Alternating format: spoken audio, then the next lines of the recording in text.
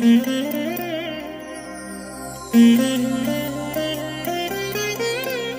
దినం పరము నుండి దిగివచ్చు మాట.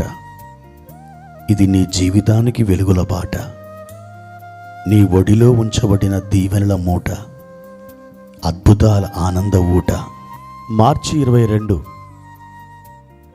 ఉదయం యెహోషువ గ్రంథం 10, 11 మరియు 12 అధ్యాయములు.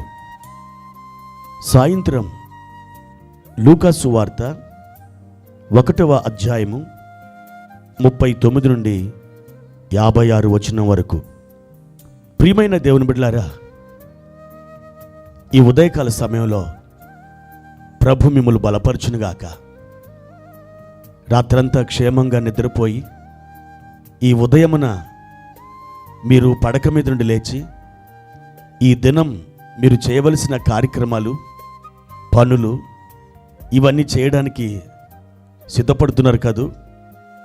ఈరోజు మీరు ఆలోచించిన మీ ఆలోచనలు, మీ పనులు ప్రభు సఫలపరచునుగాక. ఆయన మీకు నిత్యము తోడై ఉండి తన బాహుబలాన్ని మీకు బయలుపరిచి తన మంచితనమంతా కూడా మీ ఎదుట ఆయన కనపరచబోతున్నారు. అందును బట్టి మీరు సంతోషించండి, ప్రభువుని మహిమపరుస్తూ ఉండండి. ప్రియమైన దేవుని బిడ్డలారా, ఈ ఉదయకాల సమయంలో ప్రభు మనకు ఏర్పరిచిన వాక్య భాగాన్ని చదువుకుందాం. లూకా సువార్త 21వ అధ్యాయము 5వ వచనం. కొందరు ఇది అందమైన రాళ్లతోనూ అర్పితములతోనూ శృంగారించబడి ఉన్నదని దేవాలయం గురించి మాట్లాడుచుండగా. ప్రియమైన దేవుని బిడ్డలారా, మనందరికీ ఆశ్చర్యం కలిగినట్టే యేసు ప్రభువారి శిష్యులకు కూడా ఆశ్చర్యం కలిగింది. ఏదైనా ఒక గొప్ప సంఘటన మన దృష్టికి వచ్చినప్పుడు, ఒక పెద్ద అద్భుతమైన ఒక వింతైన కట్టడం మనం చూచినప్పుడు, ప్రకృతి రమణీయ దృశ్యాలు మన కన్నులకు కనిపించినప్పుడు మనం ఆశ్చర్యపోతూ ఉంటాం. యేసు ప్రభువారు వారి ప్రక్కనే ఉన్నారు. వారు ఆ దేవాలయము నుండి బయటికి వెళుతున్నప్పుడు ఆ రాళ్లను ప్రభువుకు చూపిస్తున్నారు. బోధకుడా, ఒకసారి ఈ దేవాలయాన్ని చూడు, ఈ దేవాలయానికి వాడిన రాళ్లను చూడు అంటూ ప్రభు యొక్క దృష్టిని ఆ దేవాలయము వైపుకు వారు మళ్ళిస్తున్నారు. ప్రియమైన దేవుని బిడ్డారా, యూదులకి దేవాలయం అంటే ప్రాణం. అది ఒక గుండెకాయ లాంటిది. వాళ్ళ జీవితం దేవాలయముతో ముడిపడి ఉంది. వాళ్ళ చరిత్రలో నుండి దేవాలయాన్ని మనం వేరు చేయలేం. ఆనాటి ప్రపంచములో ఈ దేవాలయం గొప్ప సౌందర్యవంతమైనది. దాని ముందు భాగం అంతా కూడా బంగారంతో తాపబడి ఉంది.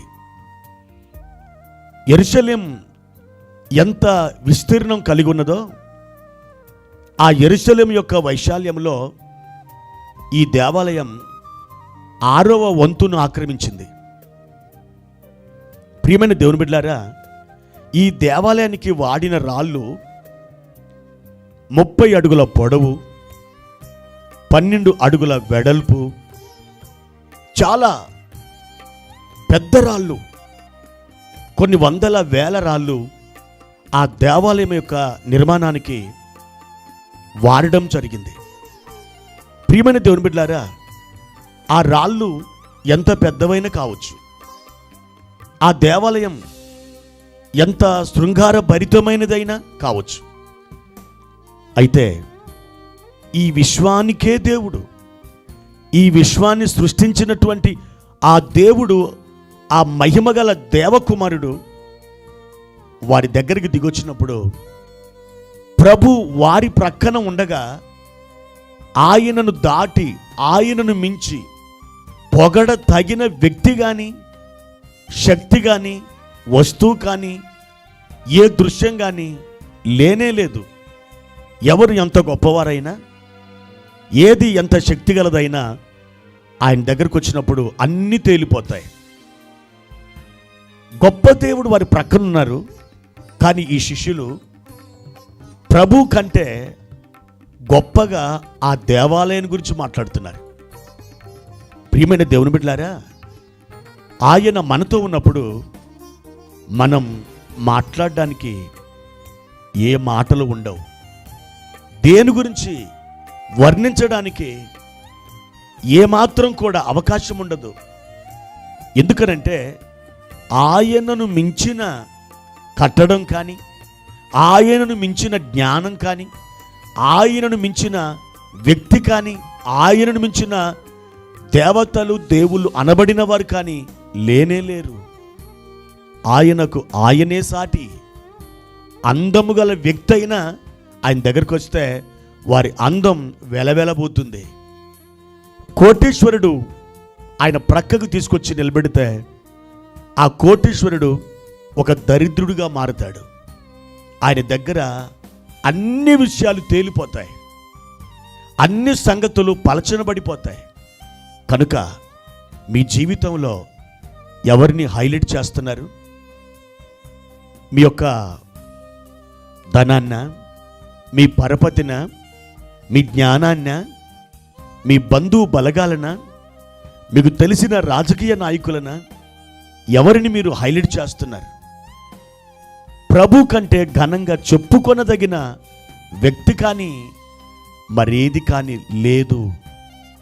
ఆయనే మీ హృదయంలో కేంద్రమై ఉండాలి. ఆయనే మీ జీవితాన్ని నడిపించగలిగిన డ్రైవర్ అయి ఉండాలి. ఆయనే మీకు ముందు ఆది అయి ఉండాలి. ఆయనే మీ వెనకాల ఓమేగా అయి ఉండాలి.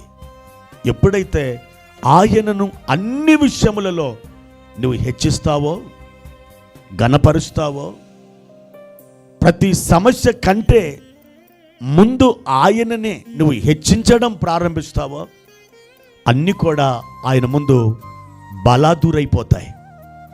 ఈ ఉదయకాల సమయంలో ఆయన కంటే ఎవరిని, దేనిని ఎక్కువగా చూడొద్దు, ఎక్కువగా మాట్లాడవద్దు. ఆయనకు మించింది ఏది లేదు. ఆయనను ఎంతగా నువ్వు ఎరుగుతావో, ఆయన గురించి ఎంతగా తెలుసుకుంటావో, అంతగా దైవ మహిమతో నువ్వు నింపబడతావు, అంతగా ఆయన కృపచేత ఆవరించబడతావు. అందుకే నీ మనస్సులో, నీ చూపులో, నీ ఆలోచనలో, నీ నడకలో, నీ పడకలో ఆయననే ప్రభువుగా ప్రతిష్ఠించుకొని నువ్వు చూడవలసి ఉన్నది. అప్పుడు నీ వైఖరి పూర్తిగా మారిపోతుంది. దేవుడు మిమ్మల్ని ఆశీర్వదించునుగాక. ప్రార్థన. ప్రియమైన తండ్రి, ఈ ఉదయకాల సమయంలో మీకు కృతజ్ఞతాస్తుతులు చెల్లిస్తున్నాం. మా నాయన, మీకు మించిన వ్యక్తులు కానీ, శక్తులు కానీ మాకు ఎవరు లేరు. నీకు సాటిగా నిలబెట్టగలిగిన ఏ మనుషుడు లేడు, ఏ చక్రవర్తియు లేడు. నీకు నీవే సాటి. ప్రభువా, మా దృష్టిలో ఘనమైనవి, విలువైనవి, మా హృదయములో స్థానాన్ని ఆక్రమించున్నవి ఏవైనను మీ దగ్గరికి వచ్చినప్పుడు ప్రభువా, వాటి విలువను, వాటి గొప్పతనాన్ని కోల్పోతాయి. అన్నీ మీ ఎదుట తేలిపోతాయి. తండ్రి, నీవే మా హృదయానికి ఆరాధ్య దైవమై ఉన్నావు, గొప్పవానివై ఉన్నావు, మా హృదయంలో కేంద్రమై ఉన్నావు. మా జీవితాన్ని మరొక్కసారి మీకు అప్పగించుకుంటున్నాం. ఘనత, మహిమ, ప్రభావాలు మీరు ఒక్కరే పొందుకొనుమని యేసు నామములో అడిగి వేడుకుంటున్నాము తండ్రి. ఆమెన్.